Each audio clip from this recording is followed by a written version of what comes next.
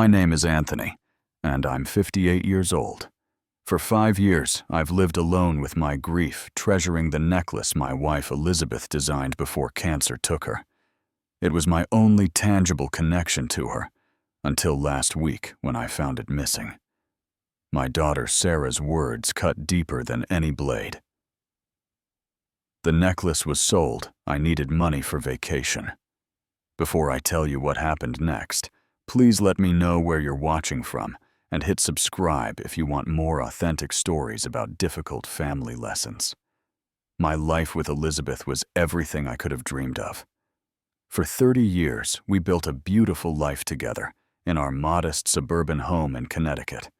I taught history at the local high school, coming home each day to Elizabeth's creative energy that transformed our house into a home. She was a jewelry designer with her own small workshop in our converted garage, where she would spend hours crafting unique pieces that captured moments and emotions in metal and stone. Elizabeth had this remarkable ability to see beauty in the ordinary. She could take a simple stone found on our beach walks and transform it into something magical. Her clients adored her custom work, but her most precious creations were always reserved for family. She would tell me, "I put my heart into every piece I make for strangers, but I put my soul into what I create for you and Sarah." The necklace that would later become my most treasured possession was something Elizabeth had designed for our 25th anniversary. It was a silver oval pendant with intricate engravings that reminded me of waves, something she knew I loved from our beach vacations. The most special feature was that it opened like a locket. Though Elizabeth had kept the inside empty, telling me with a mysterious smile, "This space is for later. Some things reveal themselves only when the time is right." Sarah, our only daughter, had inherited her mother's artistic eye and sharp intelligence.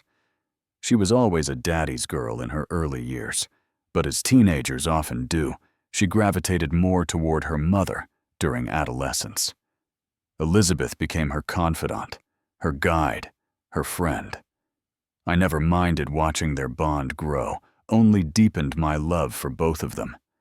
Our life wasn't perfect, but it was ours, built on love, respect, and shared dreams. We had plans for retirement, for traveling the world once Sarah finished college. We talked about moving to a coastal town where Elizabeth could open a small gallery and I could write the history book I'd always dreamed about. The future stretched before us, golden and promising. Until it didn't. The diagnosis came without warning, like an unwelcome guest who arrives and refuses to leave. Stage 4, pancreatic cancer. The words fell like boulders in our peaceful garden. Elizabeth, always the optimist, faced it with remarkable courage. "We'll fight this," she said, holding my hand so tightly I could feel her pulse. "Together, like we've done everything else." The following months were a blur of hospital visits, treatment specialists, and medication schedules. I took early retirement to be with her every moment I could. Sarah, then 17, tried to maintain her normal teenage life, but I could see the fear behind her eyes whenever she visited her mother in the hospital. Elizabeth insisted that Sarah continue with school and college applications, saying, "Your future is still bright, sweetheart. Don't let it dim, because mine is shortening." As Elizabeth grew weaker, she spent more time in her workshop when she had the energy. She told me she was creating legacy pieces, final gifts for those she loved. I didn't ask questions. I couldn't bear to acknowledge what those final gifts represented. 2 weeks before she passed, Elizabeth called me to her hospital bed. She placed the silver necklace in my hand, closing my fingers around it with her frail ones. "Keep this close to your heart, Anthony," she whispered, her voice thin but determined. "When I'm gone, this will help you remember that love doesn't end when a heart stops beating." I wore it every day after she died. Through the funeral arrangements, through the endless paperwork that follows, a death through the hollow days that stretched into weeks and months. It became my talisman, my physical connection to her. Sarah's grief manifested differently. She became rebellious, angry, unpredictable. She skipped school, started hanging out with a rougher crowd, and our once close relationship became strained and full of conflict.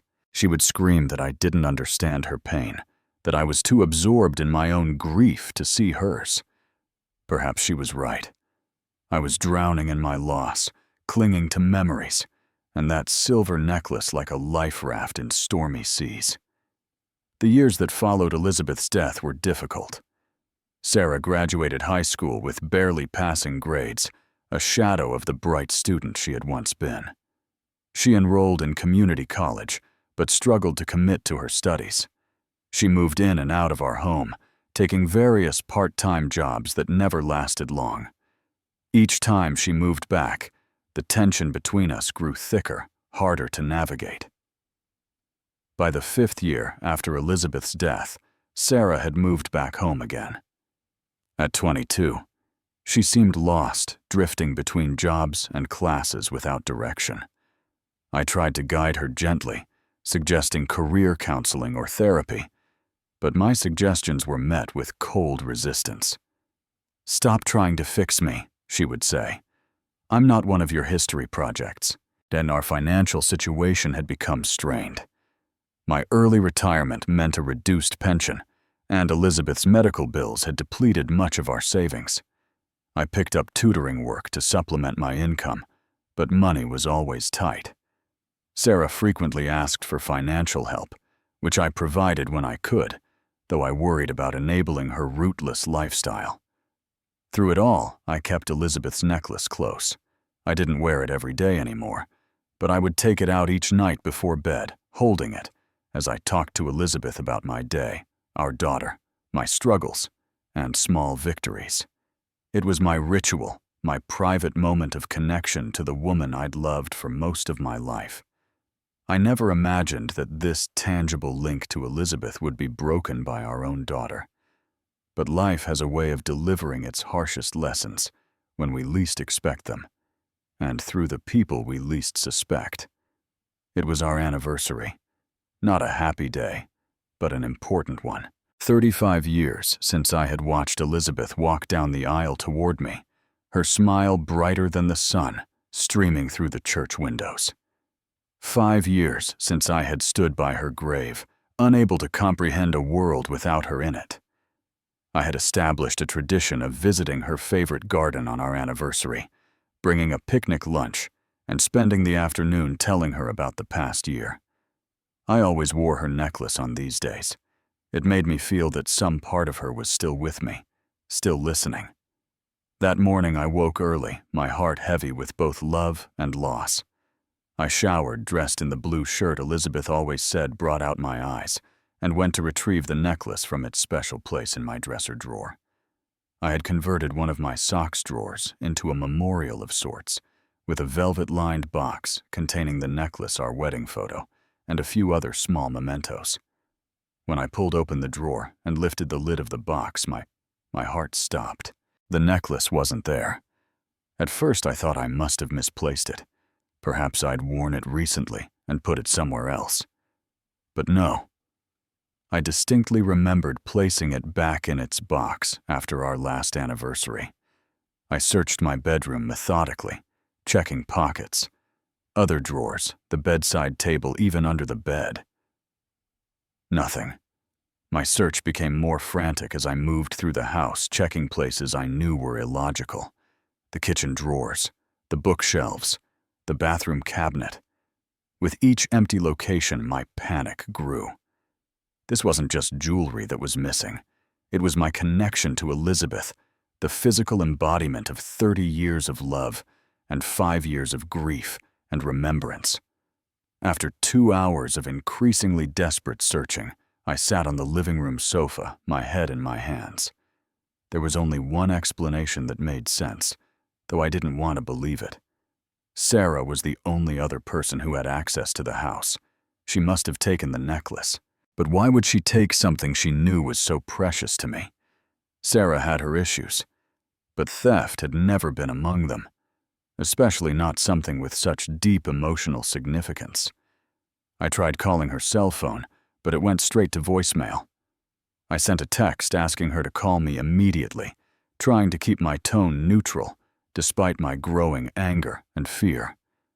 The day passed in a haze of worry and speculation. I canceled my visit to the garden, unable to face that ritual without the necklace. Instead, I sat by the phone waiting for Sarah to call or come home. By evening, I was alternating between concern for her safety and fury at what she might have done. It was nearly midnight when I heard her key in the front door. I was sitting in the dimly lit kitchen nursing a cup of tea gone cold. Sarah startled when she saw me. "Dad? Why are you sitting in the dark?" I looked at her, this young woman with her mother's eyes and my stubborn chin. "Where is it, Sarah?" She flipped on the kitchen light, her expression guarded. "Where's what? You know exactly what. Your mother's necklace. It's gone from my drawer." A flicker of something guilt-defiance crossed her face before she shrugged and moved to the refrigerator. "Oh, that. Yes, that. Where is it, Sarah? I need it back. Today was your anniversary. I know." She pulled out a bottle of juice, her back to me. "It's gone, Dad." "What do you mean gone? Where is it?" She turned to face me, leaning against the counter with forced casualness. "I sold it. I needed money." The words hit me like a physical blow. I couldn't speak for a moment, could barely breathe. "You sold your mother's necklace?" "Yes." She took a sip of juice, but I could see her hand trembling slightly. "I needed money for a trip to Mexico with my friends. You wouldn't give me any more after paying for my textbooks, so I had to figure something out. A vacation. You sold your mother's most personal gift to me, the only thing I had left of her for a vacation." My voice rose with each word, incredulity giving way to rage. Sarah's face hardened. "It's just a thing, Dad. Just metal and stone. Mom's gone.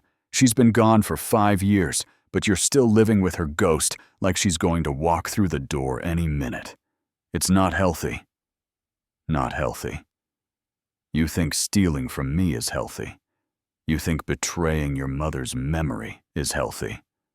I was shouting now, unable to control the fury and pain erupting from me. "See, this is exactly what I mean," Sarah shouted back. "Everything is about Mom. Every conversation, every decision, every moment in this house is shadowed by her absence. I lost her too. Dad, I was 17, and I lost my mother. But I never got to properly grieve because I was too busy watching you fall apart." Her words landed like slaps. Was she right? Had I been so consumed by my own grief that I'd failed to see hers? Had I turned Elizabeth into a saint whose memory dominated our lives? But none of that justified what she'd done. "Where did you sell it?" I asked, my voice quieter now, but tight with controlled anger. "What does it matter? It's gone. Use this as an opportunity to move on." She pushed away from the counter and headed toward the hallway. I stood blocking her path. "It matters to me. Tell me where you sold my wife's necklace, Sarah." We stared at each other, two people connected by blood and love and loss, but in this moment, strangers to one another. "Golden Pond downtown," she finally said. "But it was 3 days ago. It's probably already been melted down or sold." She stepped around me and walked out of the kitchen. I heard her bedroom door slam moments later. I remained standing in the kitchen trying to process what had just happened, what had been lost, and wondering if there was any way to get it back. I didn't sleep that night. I paced the house, replaying my conversation with Sarah, thinking about what she'd said about living with Elizabeth's ghost. Was she right? Had I failed her as a father by clinging too tightly to the past? But then I would remember the necklace, picture it, in some stranger's hands. Or worse, melted down for its silver content, and my sympathy would evaporate into renewed anger. How could she do this? How could she not understand what that necklace meant to me? The next morning, Sarah was gone.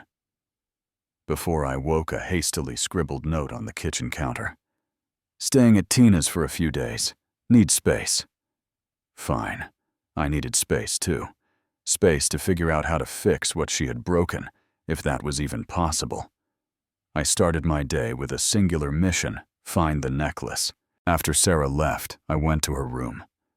Something I normally respected as her private space. I felt justified under the circumstances. I needed to find any information about the pawn shop and the transaction. Her room was chaotic, clothes strewn about, books stacked haphazardly, makeup scattered across her dresser.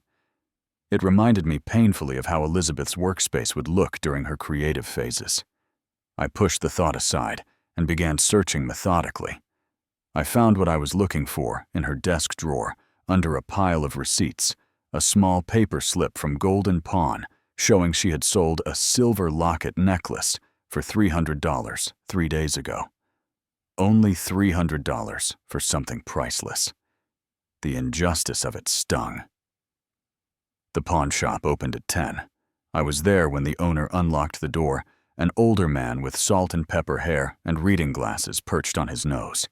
The sign above the door read Golden Pawn Family, owned since 1972 in faded gold letters. The interior was cluttered, but clean glass cases displaying jewelry, musical instruments, and electronics. The distinctive smell of old things and metal polish filled the air. A bell jangled as I entered, and the owner looked up from behind the counter. "Good morning," he said. "How can I help you today?" I approached the counter, my heart racing with hope and dread. "My name is Anthony Miller. My daughter sold a silver necklace here 3 days ago. It's a family heirloom, and I need to buy it back." His expression changed slightly, a flash of recognition. Oval pendant, engraved with a wave pattern. My heart leaped. "Yes, that's it. Do you still have it?" He adjusted his glasses, looking uncomfortable. "I'm Mike Gresham, the owner, and I'm sorry, Mr. Miller, but that piece was sold yesterday afternoon." My brief hope collapsed. "Sold already?" I pulled out my wallet. "I'll pay whatever the buyer paid, plus a premium. It's irreplaceable to me." Mike shook his head. "I understand, but I can't just contact the buyer and ask for it back. We have policies, customer privacy." "Please," I said, hating the desperation in my voice but unable to hide it. "That necklace was from my late wife. It's all I had left of her. My daughter had no right to sell it." His expression softened. "I'm truly sorry for your loss, and I wish I could help, but my hands are tied. The best I can do is take your contact information, and if the buyer happens to come back, I can mention that the original owner is interested in repurchasing." It was a small chance, practically nothing, but it was all I had. I scribbled my name and number on the pad he offered. "Can you at least tell me anything about the person who bought it? Maybe I could approach them directly." "I really can't, sir. Confidentiality is important in this business." He hesitated, then added, "But I will say the buyer seemed like a thoughtful person. They spent time looking at the craftsmanship, asked about the history. It wasn't purchased on a whim." That was something, I supposed. At least Elizabeth's work was appreciated, not just melted down for its silver value. As I turned to leave, defeated Mike called after me. "Mr. Miller, I'll do what I can. Check back with me in a few days, just in case." I thanked him and left, stepping into the bright morning sunlight that seemed to mock my dark mood. I spent the rest of the day in a fog, going through the motions of my tutoring appointments, but unable to focus. My students noticed, asking if I was feeling well. I made excuses about not sleeping well, which was true enough. That evening, I tried calling Sarah again. Still no answer. I sent another text, simply asking her to come home so we could talk. No response. The next few days followed the same pattern. I would go to the pawn shop each morning hoping for news. Mike would shake his head apologetically. I would call Sarah, leave messages that went unanswered. I began checking other pawn shops in the area, on the slim chance the necklace had somehow found its way to them.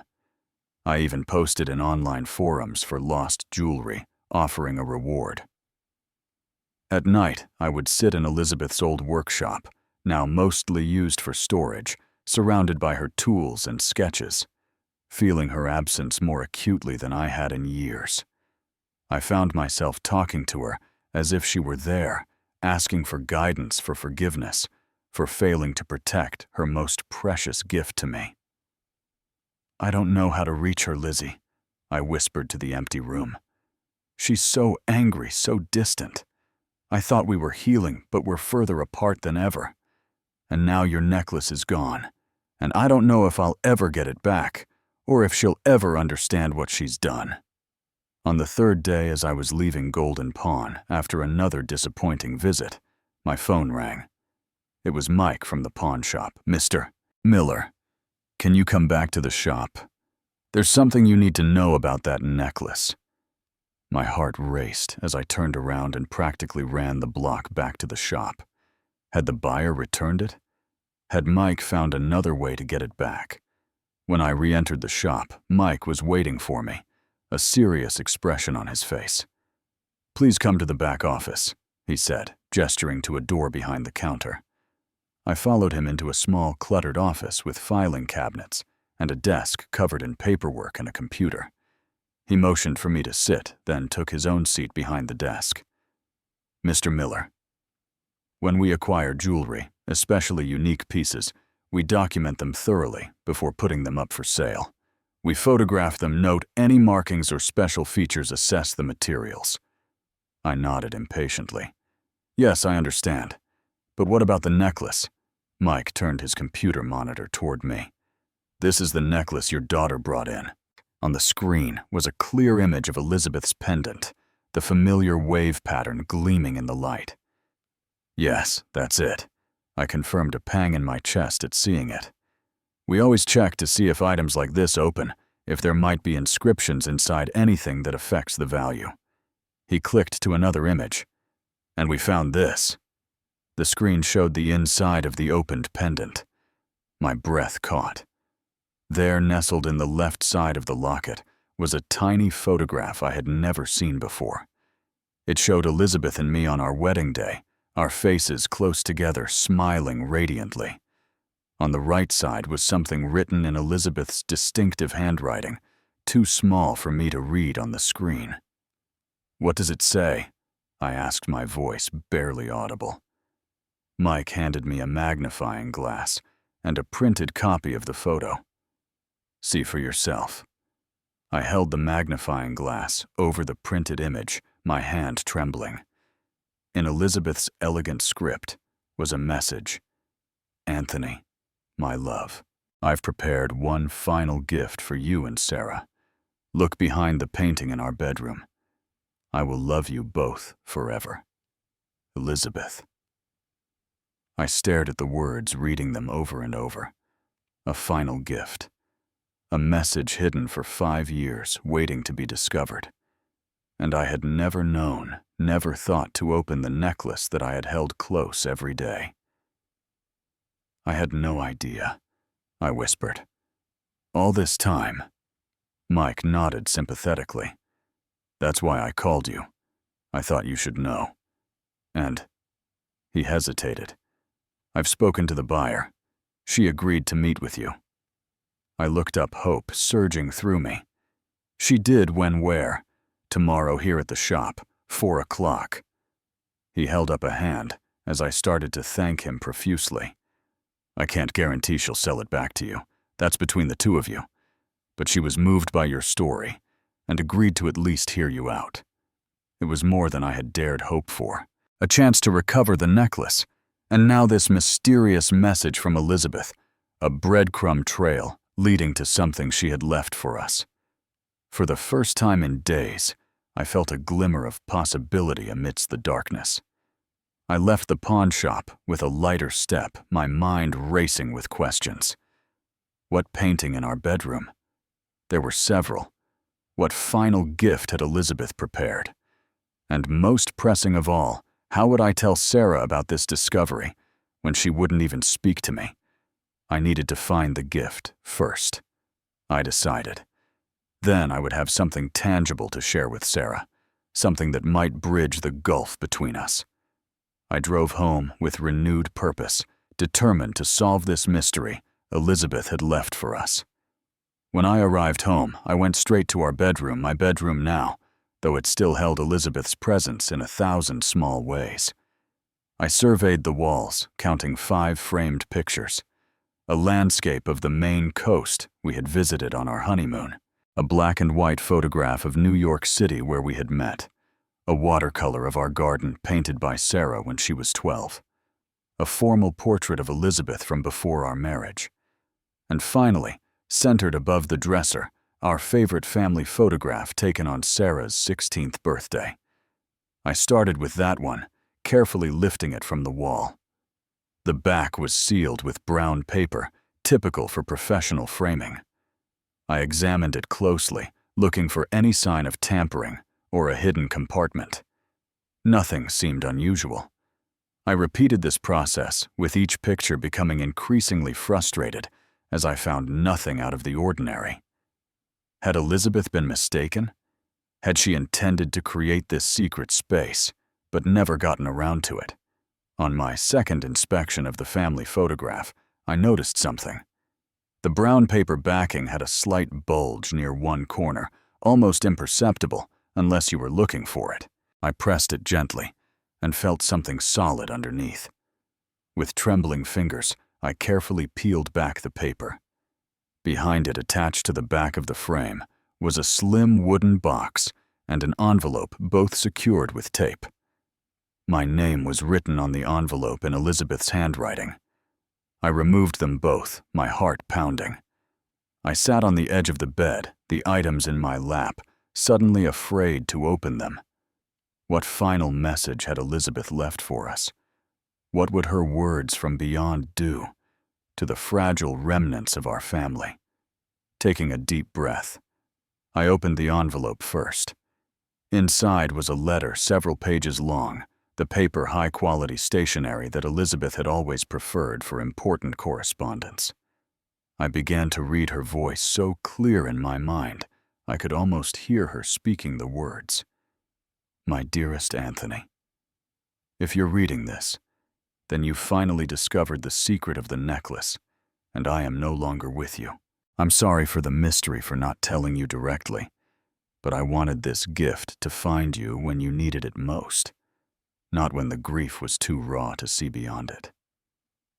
I've known for some time that my prognosis is worse than I've let on to you and Sarah. The doctors give me months, not years, and while I continue to hope for a miracle, I am preparing for all possibilities. This letter is part of that preparation, my way of caring for you both, even when I can no longer do so in person. First, about the necklace. It was never meant to be just a memento, Anthony. It was meant to be a key that would lead you here when the time was right. I hoped you would discover the photo and message inside naturally, perhaps, when you decided it was time to move forward to perhaps give the necklace to Sarah someday. That you are reading this now means something has prompted you to look deeper, and I hope that means you're ready for what I have to share. In the box with this letter, you'll find several pieces of jewelry I've created for Sarah's future milestones. A bracelet for her college graduation, earrings for her 25th birthday, a necklace for her wedding day should she choose that path. Each piece contains a small note from me to her. I couldn't bear the thought of missing these moments in her life, so this is my way of being present for them. There is also something practical, though. I hate to be so mundane in what might be my final communication with you. I've maintained a separate savings account that neither of you knew about, where I've been putting aside money from my jewelry sales for years. It was meant to be a surprise fund for Sarah's education, but now it will serve as a safety net for both of you. The account information is enclosed on a separate sheet. There should be enough to cover Sarah's remaining college expenses and perhaps help her start her life after graduation. Now for the more difficult part of this letter. Anthony, My love, I know you. I know your capacity for love, your loyalty, your tendency to hold tight to what matters to you. These are qualities I have treasured throughout our life together, but I fear they may become anchors that keep you tethered to grief after I'm gone. You must promise me that you will not make my memory a barrier between you and life. Mourn me, remember me. Love me still if you wish, but do not use me as a reason to stop living. And most importantly, help Sarah navigate her grief without making her carry the weight of yours as well. She will need her father, Anthony, not just in the immediate aftermath when the casseroles are still being delivered and the sympathy cards arrive daily, but in the quiet years that follow when the world has moved on, but your hearts still ache. She will need your strength, your guidance, your understanding. She will make mistakes, rebel, perhaps even reject you for a time. Love her through it all.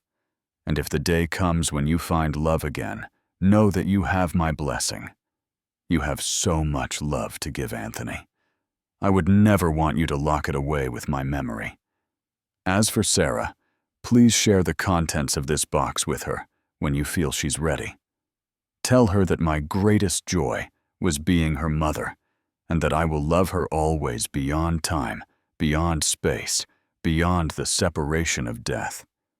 I don't know when you'll find this letter or what circumstances will have led you to it.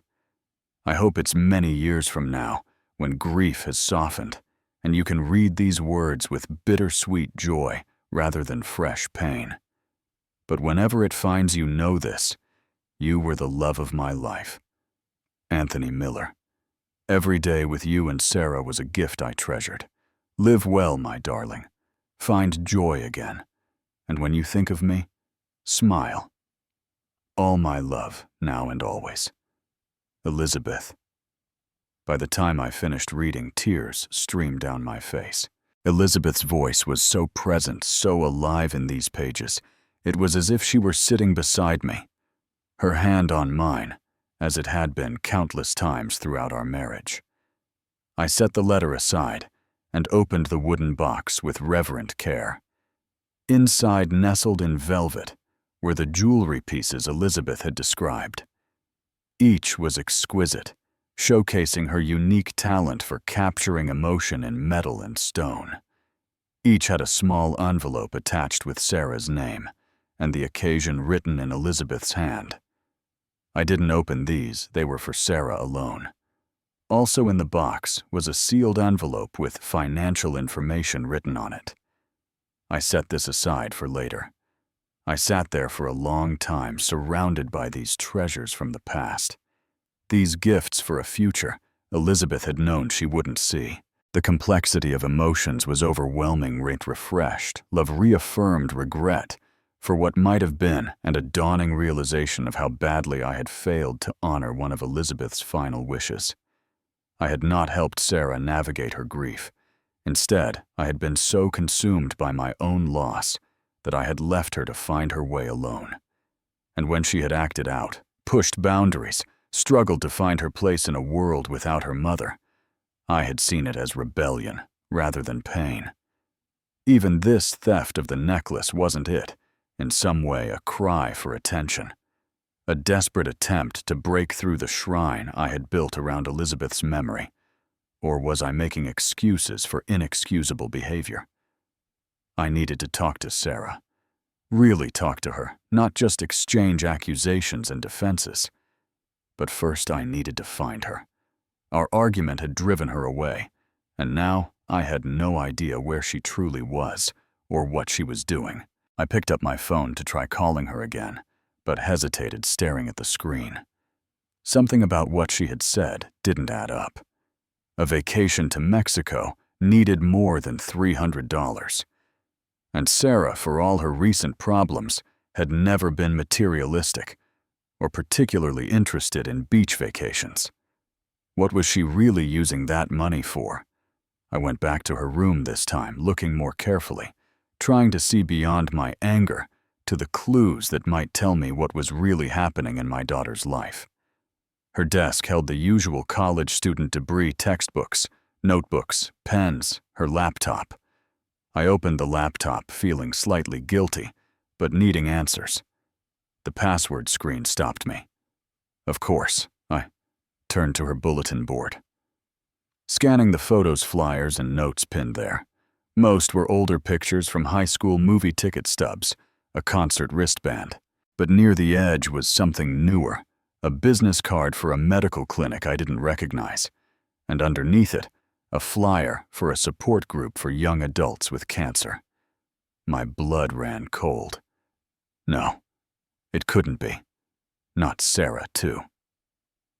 I grabbed my phone and dialed the clinic number from the card. When a receptionist answered, I asked as calmly as I could if they had a patient named Sarah Miller. Patient confidentiality, of course, prevented her from confirming or denying, but the lack of surprise in her voice told me what I needed to know. I thanked her and hung up, my mind racing. Sarah was sick. She was getting medical treatment she hadn't told me about, and she had sold the necklace not for a frivolous vacation, but because she needed money for medical expenses. Why hadn't she told me? Was she trying to protect me from reliving Elizabeth's illness? Was she afraid I would fall apart again? Or had the distance between us grown so vast that she couldn't bring herself to reach across it even in her time of need? I had to find her. Now, with a sense of urgency I hadn't felt in years, I began the search for my daughter. I started by calling Tina, the friend she had mentioned in her note. Tina sounded surprised to hear from me, and even more surprised when I asked to speak to Sarah. "Mr. Miller?" "Sarah's not here," she said, confusion evident in her voice. "I haven't seen her in a couple of weeks." So Sarah had lied about where she was staying. The knot of worry in my stomach tightened. I tried several other friends, but none had seen her recently. I drove by the coffee shop where she worked part-time, but her manager said she had called in sick for the past 3 days. My next stop was the medical clinic from the business card. It was a modern building in a professional complex with Riverside Oncology Associates on a discreet sign by the entrance. My heart sank at the confirmation of my fears, but I steeled myself and went inside. The reception area was designed to be calming with soft colors and comfortable seating, but nothing could soothe my growing panic. I approached the desk, where a woman with kind eyes looked up from her computer. "Can I help you?" "I'm looking for my daughter, Sarah Miller. I believe she's a patient here." Her expression remained neutral. "I'm sorry, sir, but I can't confirm whether someone is a patient or not, due to privacy regulations." "Please," I said, lowering my voice. "I just found out she may be ill. She hasn't been home in days. I'm worried about her." The receptionist's expression softened slightly. "I understand your concern, but I still can't provide any information. However," she glanced at her computer screen, then back to me. "Our clinic is open until 7 today, and patients often find the early evening appointments less crowded." It was a hint, the most she could give without violating regulations. I thanked her and moved to the waiting area, prepared to stay until closing time if necessary. The minutes crawled by. I watched patients enter and leave, some obviously in treatment, others who might have been family members or caregivers. Each face reminded me of Elizabeth during her illness, and I had to force the memories away to focus on finding Sarah. At nearly 6:30, she walked through the door. She wore jeans and an oversized sweater that made her look smaller, younger than her 22 years. Her hair was pulled back in a ponytail, and even from across the room I could see the shadows under her eyes, the slight hollowness to her cheeks that I had somehow missed before. She didn't see me at first, going directly to the reception desk to check in. I approached slowly, not wanting to startle her or cause a scene in this place where people were already dealing with so much. "Sarah," I said quietly when I was a few feet away. She turned, her eyes widening in shock and something like fear. "Dad." What are you doing here? How did you find me?" "I found the clinic card in your room," I admitted. "Sarah, why didn't you tell me you were sick?" She glanced around the waiting room, aware of curious glances from other patients. "Not here," she said firmly. "I need to check in for my appointment." "I'll wait," I promised. "However long it takes." She nodded curtly and returned to the reception desk. I watched as she was given a form to complete, then sat in a chair far from where I stood. She deliberately didn't look at me as she filled out the paperwork. I respected her need for space and returned to my own seat where I could see her, but wasn't crowding her. After she turned in her form, she finally came over to me, sitting down with one empty chair between us. "It's not what you think," she said, staring straight ahead. "I'm not dying." "What is it then?" I asked, trying to keep my voice steady. She sighed, finally. Turning to look at me, breast cancer, early stage. They caught it during a routine exam, the same type Mom had before the pancreatic cancer. The same cancer that had taken Elizabeth's mother and sister. The genetic risk we had always feared for Sarah. "Why didn't you tell me?" I asked, my voice breaking despite my efforts to stay calm. Her eyes filled with tears. "Because I couldn't watch you go through that again. You fell apart when Mom died. You were like a ghost in our house for years. I couldn't be the one to bring that nightmare back into your life." I reached for her hand, and to my surprise, she didn't pull away. "Sarah, I'm your father. It's my job to take care of you, not the other way around." "Is it?" she challenged, though there was more sadness than anger in her voice now. "Because since Mom died, it feels like I've been the one making sure you keep going, making sure you eat, reminding you to pay bills, watching you stare at that necklace every night like it's some kind of lifeline." Her words cut deep because they held truth. I had been so lost in my grief that I had overlooked my responsibilities to my living child. And in doing so, I had taught her that her needs came second to my pain. "I'm sorry," I said, the inadequate words catching in my throat.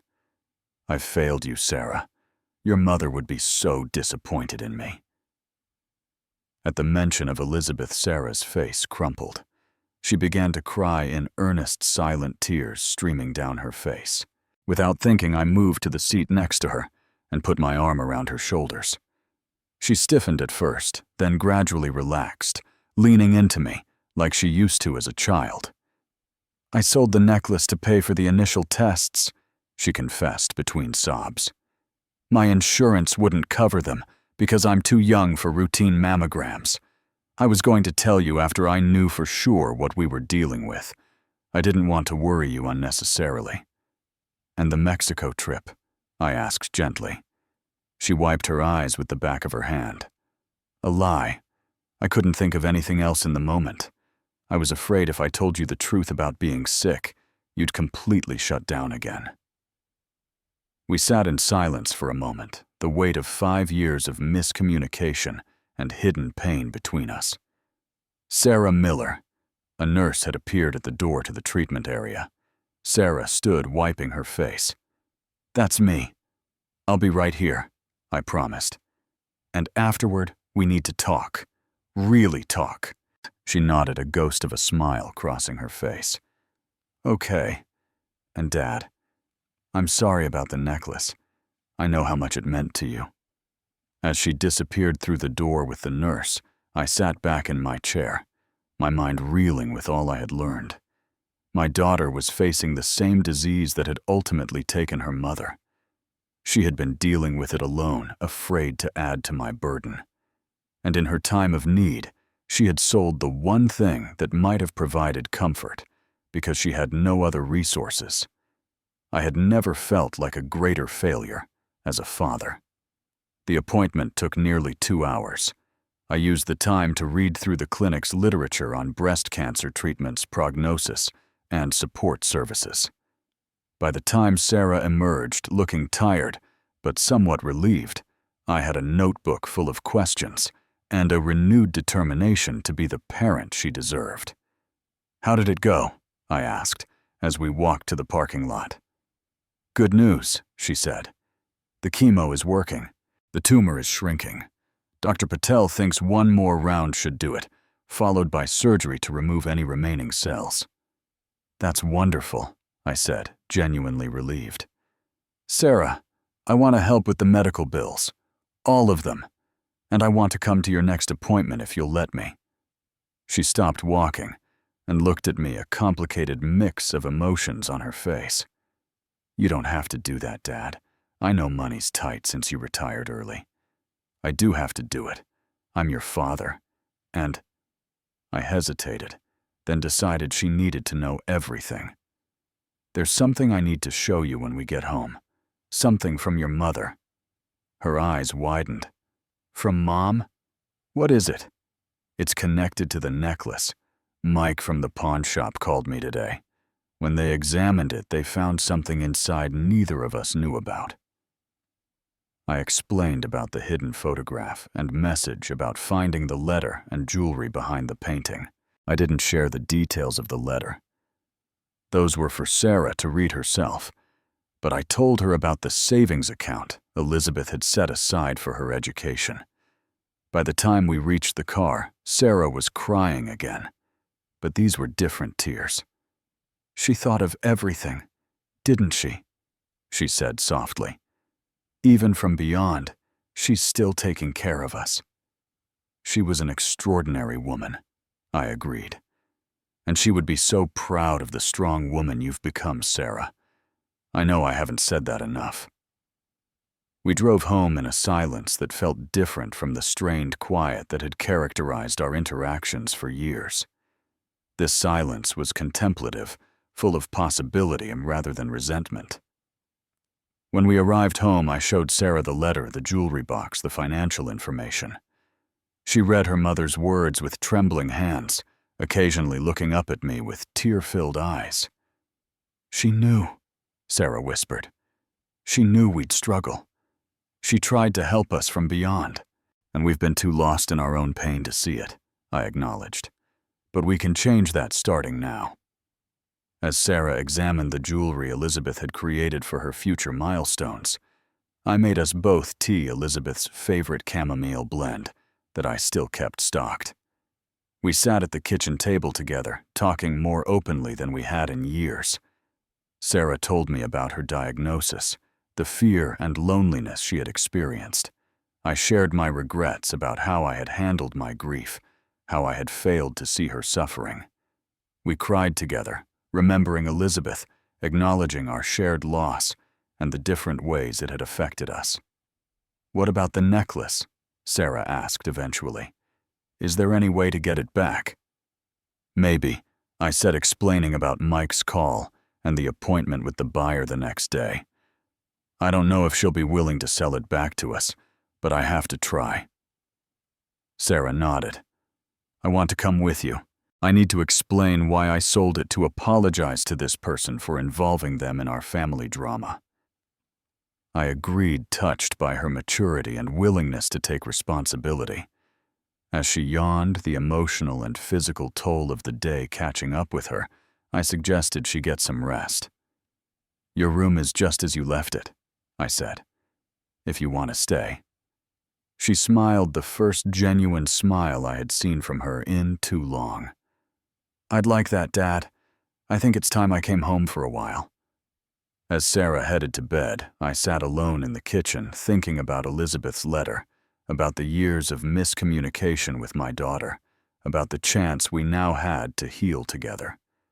Whatever happened with the necklace tomorrow, something precious had already been recovered, the connection between father and daughter that had been stretched thin, but never truly broken. The next day, Sarah and I arrived at Golden Pond 15 minutes early for our appointment with the necklace buyer. We were both nervous, uncertain what to expect or how to approach this delicate conversation. Mike greeted us warmly. "Mr. Miller, good to see you again. And this must be your daughter, Sarah Miller." She introduced herself, shaking his hand. "Thank you for arranging this meeting." "Happy to help," Mike said. "The buyer should be here shortly. Would you like some coffee while you wait?" We declined politely and took seats in a small meeting area near the back of the shop. Sarah fidgeted with the hem of her sweater, a habit she had had since childhood when anxious. "What if she won't sell it back?" she whispered to me. "What if she's angry that we're bothering her about a legitimate purchase? Then we'll respect her decision," I said, though the thought of leaving without the necklace made my chest tight. "We'll explain the situation truthfully and hope for the best." At precisely 4 o'clock, the shop bell jingled, and Mike escorted a woman to our seating area. She appeared to be in her early 40s with kind eyes and a thoughtful expression. She was dressed simply in jeans and a cardigan, with a messenger bag slung across her body. "This is Jessica Harmon," Mike introduced her. "Jessica, this is Anthony Miller and his daughter Sarah." We exchanged handshakes and murmured greetings. Mike excused himself to tend to the shop, giving us privacy to talk. "Thank you for meeting with us," I began. "I know this is an unusual request." Jessica smiled gently. Mike explained the basic situation. "The necklace has special significance to your family." "It was my mother's," Sarah said, her voice small. "She designed it herself before she died of cancer. I sold it to pay for medical tests because—" She hesitated, then continued with quiet determination. "Because I have cancer too, and I was afraid to tell my father." Jessica's expression softened further. "I'm so sorry to hear that, both about your mother and your current battle. I didn't know about Sarah's diagnosis," I added. "We've had communication issues since my wife's death. Yesterday we finally talked. Really talked for the first time in years. And we discovered something we didn't know," Sarah continued. "The necklace contains a hidden message from my mother leading to other gifts, and a letter she left for us before she died." Jessica listened intently, her eyes showing genuine compassion. When we finished explaining, she reached into her bag and withdrew a small velvet box. "I brought the necklace with me," she said, opening the box to reveal Elizabeth's pendant nestled inside. Mike showed me the message and photo when I was considering purchasing it. It's a beautiful piece and clearly made with great love. My eyes fixed on the necklace, a physical ache in my chest at seeing it again. Beside me, Sarah made a small sound somewhere between a gasp and a sob. "May I ask why you bought it?" I inquired gently. "Mike mentioned you seemed particularly drawn to it." Jessica's eyes grew distant for a moment. "My father died 3 years ago from heart failure. He was my best friend, my rock. He left me a pocket watch that had belonged to his father, and I treasured it." She paused. "Last year, someone broke into my apartment and stole it along with some other jewelry. The watch was never recovered." "I'm so sorry," I said, understanding her loss in a way I couldn't have before experiencing my own. "When I saw this necklace," she continued, "I was struck by the craftsmanship, but even more by the story Mike hinted at. He didn't share details, of course, but mentioned it had belonged to a family dealing with loss.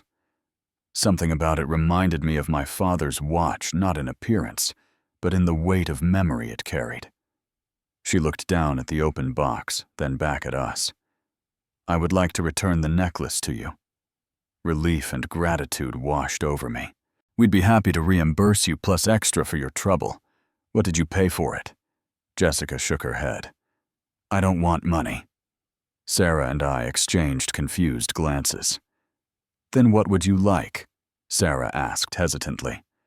"I run a grief support group at the community center," Jessica explained, "for people who have lost loved ones to illness or sudden tragedy. Many of our members struggle with how to honor their loved ones' memories while still moving forward with their lives." She looked directly at us. "Would you be willing to come and share your story about Elizabeth's final gift, about how you two lost and found each other through grief?" It was not at all what I had expected. "You want us to speak to your group?" Jessica nodded. Your story about miscommunication, about hidden messages, about finding a way back to each other, it could help so many people who are stuck in their grief journeys. Sarah reached over and squeezed my hand. I think Mom would love that idea, using our experience to help others. I thought about Elizabeth's letter, her wish that we find a way to move forward while honoring her memory. This felt right a way to transform our pain into something meaningful. We would be honored, I told Jessica. When does your group meet? Tuesday evenings at 7. Would next week work for you both? We agreed to the date, exchanging contact information. Jessica handed me the velvet box, with the necklace closing my fingers around it much as Elizabeth had done 5 years ago. Keep this close to your heart, she said, not as a weight, but as a reminder that love transcends even death. Her words, so similar to Elizabeth's last message to me, sent a chill down my spine. It felt like my wife's presence was with us in that moment, guiding us toward healing. After Jessica left, promising to email details about the support group, Sarah and I stood outside the pawn shop, the necklace safely in my pocket. I can't believe she just gave it back, Sarah marveled. Some people understand that certain things have value beyond money, I said. Jessica lost something irreplaceable too. She knows what this means to us. Sarah nodded thoughtfully. I like her idea. Sharing our story might help us process everything too. I think so, I agreed. Your mother would approve. We walked to our car together, a new understanding between us. The necklace had been lost and found, and in that process, so had we. The next year brought challenges and healing in equal measure. Sarah's treatment continued with me, by her side for every appointment, every difficult day. The oncologists were optimistic. Her cancer had been caught early, and her youth and otherwise good health worked in her favor. Still, the chemotherapy was brutal, taking her hair and often her energy, but never her spirit. We used Elizabeth's savings account to cover the medical expenses not covered by insurance.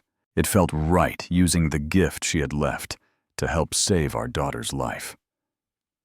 I imagined her approval, her fierce maternal protection extending beyond the grave. As promised, we spoke at Jessica's grief support group, sharing our story of loss, miscommunication, and eventual reconnection. To our surprise, our testimony resonated deeply with the group members. Several approached us afterward, sharing their own stories of family rifts caused by grief of treasured objects that became symbols of what was lost, of the struggle to honor the dead while still living fully. Jessica invited us back, and soon we became regular participants, not just sharing our own experience, but listening to and supporting others. Sarah, in particular, found purpose in this work, her natural empathy making her a valuable presence in the group, despite her youth. Mom would be proud of you, I told her one evening as we drove home from a session. You have her gift for helping people feel understood. Sarah smiled, touching the scarf that covered her head, her hair just beginning to grow back after the final round of chemo. I feel closer to her when I'm there, like I'm channeling some of her wisdom. The necklace took on a new role in our lives, no longer a solitary talisman of grief that I clutched alone at night. It became a shared heirloom, displayed in a small glass case in our living room, alongside the letter and the jewelry Elizabeth had created for Sarah's future milestones. Sarah's medical prognosis continued to improve. 6 months after her final treatment, her doctors declared her cancer-free, though she would need regular monitoring for years to come. We celebrated with a quiet dinner at Elizabeth's favorite restaurant, leaving an empty chair at the table in her honor. "What do you think about a memorial foundation?" Sarah asked over dessert. "Something in Mom's name to help young women access early cancer screening." I looked at my daughter with pride and wonder. Despite everything, losing her mother, dealing with my emotional absence, facing her own cancer battle, she had emerged strong, compassionate, and forward-looking.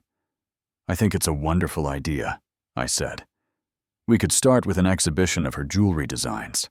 I still have Aosha and all her sketches, and some finished pieces in storage." Sarah's eyes lit up. "Yes, and maybe I could learn some of her techniques, continue her artistic legacy while helping others." The idea took root and blossomed. Over the following months, we established the Elizabeth Miller Memorial Foundation, dedicated to providing financial assistance for young women needing cancer screening and treatment. Sarah, now fully recovered and back in college studying art with a focus on metalwork, apprenticed with one of Elizabeth's former colleagues to learn jewelry design. Jessica remained a close friend, helping us organize fundraising events and connecting us with others in the nonprofit community. Through her, we met countless families touched by cancer and loss, each with their own story of grief and resilience. On the one-year anniversary of finding Elizabeth's letter, Sarah and I held a small exhibition of Elizabeth's work at a local gallery, with proceeds benefiting the foundation. The centerpiece of the exhibition was a display case containing the silver necklace open to reveal the photograph and message inside, alongside the letter Elizabeth had written us. As visitors moved through the exhibit reading Elizabeth's story and admiring her creations, I stood back, watching my daughter confidently discuss her mother's artistic process and vision. She wore one of the pieces Elizabeth had left her earrings, intended for her 25th birthday, though we had decided some milestones deserved to be celebrated early. In that moment, I felt Elizabeth's presence more strongly than I had in years. Not as a ghost or a memory, but as a continuing influence, a love that had shaped us and continued to guide us even in her absence. The necklace that had once symbolized my solitary grief had become a catalyst for healing connection and purpose.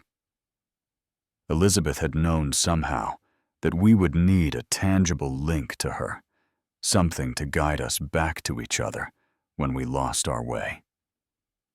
In her final gift to us, she had provided not just material support, but a path forward, a way to transform our loss into something meaningful.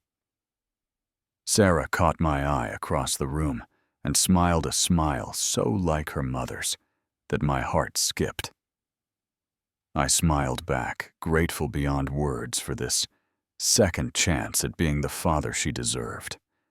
Elizabeth's necklace had been lost and found, and in that journey, so had we. Have you ever had a family heirloom that carried special meaning for you, or experienced a moment when something lost was found again with unexpected consequences? I'd love to hear your stories in the comments below. And if this story touched you, please consider subscribing and sharing it with someone who might need to hear that even in our darkest moments, healing is possible. Thank you for listening to my journey. And remember, sometimes, the greatest treasures are not the objects we hold, but the connections we forge through sharing our stories.